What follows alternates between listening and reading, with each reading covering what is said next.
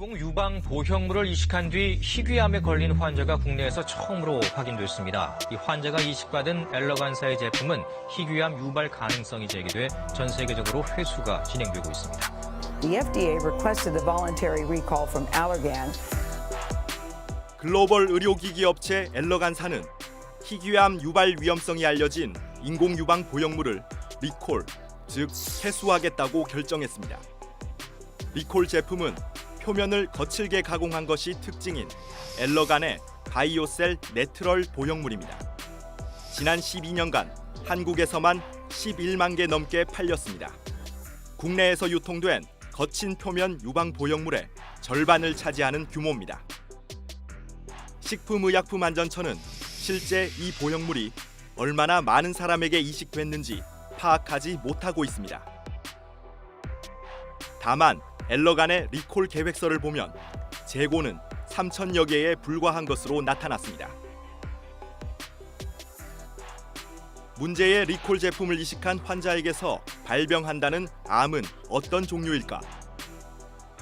BIA-ALCL, 우리말로 풀어보면 유방 보형물 관련 역형성 대세포 림프종이라는 어려운 이름으로 불립니다. 면역계 암의 일종으로 이름 그대로 유방 보형물 주변 조직에서 발생해 온몸으로 퍼져나가는 병입니다. 2018년 11월, 지금으로부터 8개월 전이죠. 뉴스타파를 비롯한 ICIJ, 즉 국제탐사보도 언론인협회 협업취재팀은 암 유발 등 인공 유방의 부작용을 전 세계에서 동시에 보도했습니다. 각국 규제 당국이 문제가 된 제품 판매를 중지하고 환자들에게 보다 정확한 정보를 제공하길 촉구했던 것이죠. 이 보도 이후 해외 규제 당국들은 뒤늦게나마 제품 사용과 판매를 속속 차단했습니다.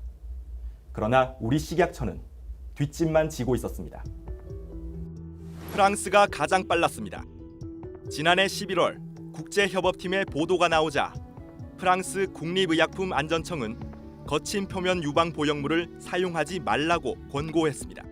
문제의 암 발병 위험성 때문이었습니다. 같은 해 12월 엘러간의 문제 제품은 유럽연합의 안전규격 인증 갱신에 실패합니다.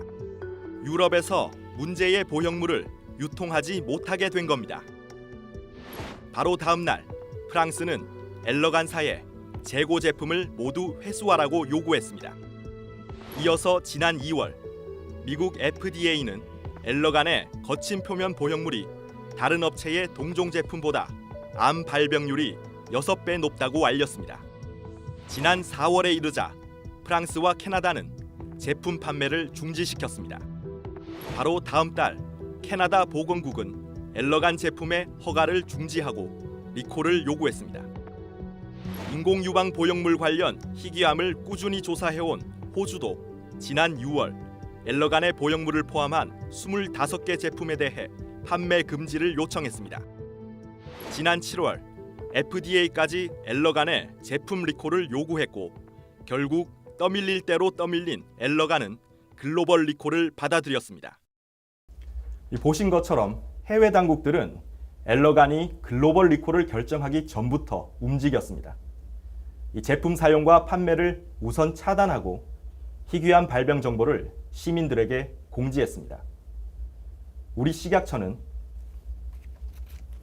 지금 보시는 이런 안전성 공문을 지난해 12월 그리고 올해 2월 두 차례 홈페이지에 게시했는데요. 12월엔 암 발생이라는 가장 중요한 정보도 언급하지 않습니다.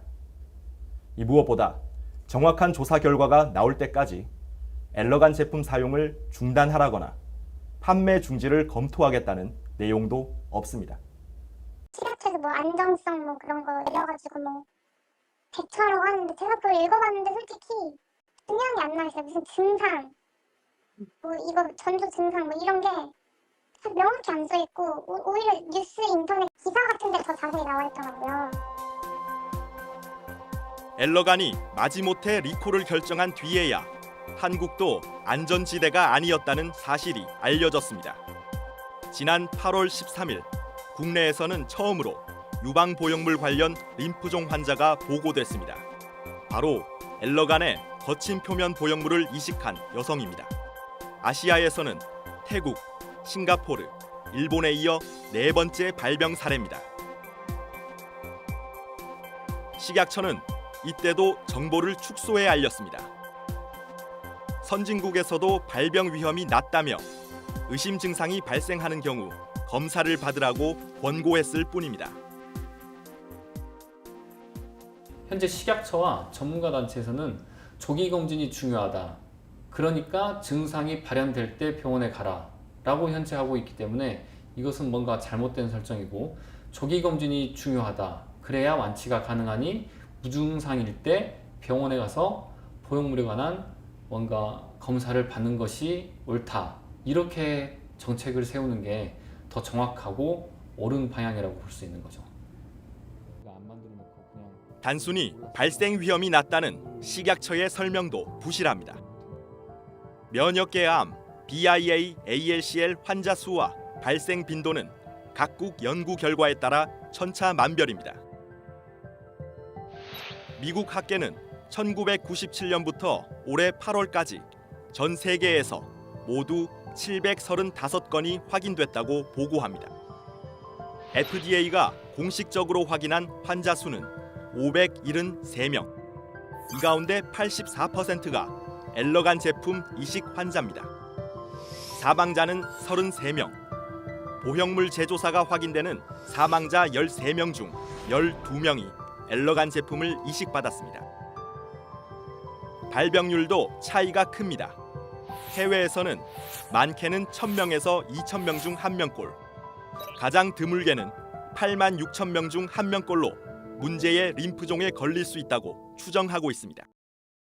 이 역형성 대세포 림프종도 초기에만 발견하면 완치율 90% 이상 나와 있고, 실제로 전체적인 생존율로 봤을 땐 치료율이 꽤 잘 되는 편이라고 볼 수 있죠. 결국엔 이 역형성 대세포 림프종도 암이기 때문에 늦게 발견하면 항암 치료를 해도, 방사선 치료를 해도, 그리고 수술을 해도 사망자가 반드시 나올 수밖에 없고, 실제로도 나왔다는 거죠.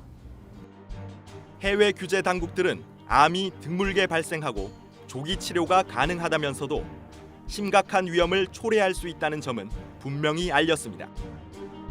캐나다는 지난 5월 엘러간 제품 허가를 정지하면서 BIA, ALCL의 심각한 위험성을 포함해 엘러간 보형물의 잠재적 위험이 제품의 장점을 넘어선다고 공지했습니다.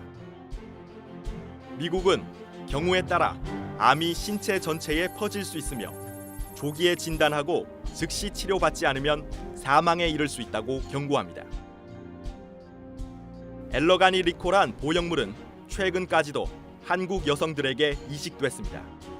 올 상반기 건강보험 적용을 받아 통계에 잡히는 환자만 집계해도 460명이 넘습니다.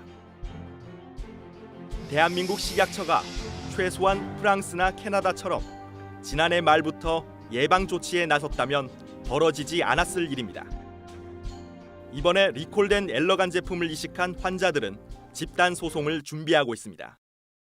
유방암 환자들의 경우에는 이 암 발생 부분을 제거하는 것이 가장 최후의 수단이거든요. 복원한 수술 제품에 또 암 발생의 위험이 있다고 하니 이거는 이중에 극심한 고통을 줄 수밖에 없는 그런 더 심각한 사태입니다.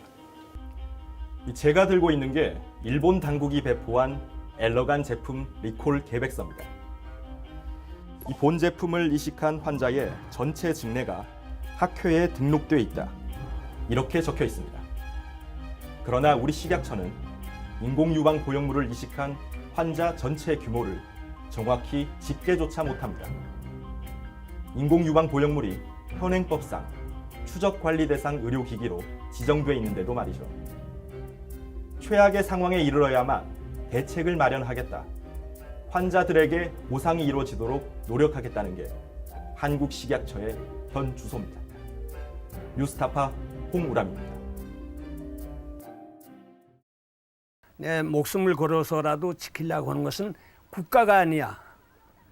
분명히 소위 애국 이런 것이 아니야. 진실이야.